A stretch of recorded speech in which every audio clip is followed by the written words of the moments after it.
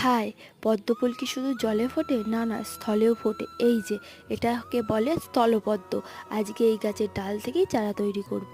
এই গাছের ডাল থেকে খুব ইজিলি চারা তৈরি করা যায়।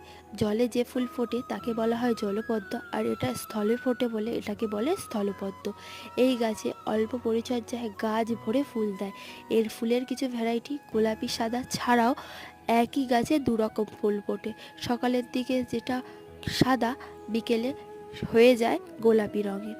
এই দেখো, গাছের ডালটা আমি অনেক খুঁজে পেয়েছি, তাই রুট হরমোন হিসাবে অ্যালোভেরা জেল লাগিয়ে গাছটা আমি মাটিতে বসিয়ে দিচ্ছি। তোমরা এর পরিবর্তে জলেও গ্রো করতে পারো। জলে বসালে 3 থেকে 4 দিন জলটা চেঞ্জ করে দিতে হবে। আমি তো তখন গাছটা বসিনি। তোমরা আমার চ্যানেলে যারা নতুন ভিডিও দেখছো তারা আমার চ্যানেলটা সাবস্ক্রাইব করে দিও এর আপডেট পাওয়ার জন্য। এর আপডেট খুব শীঘ্রই আসবে। চলো এবার তাহলে আসি, দেখা হচ্ছে নেক্সট কোনো ভিডিওতে।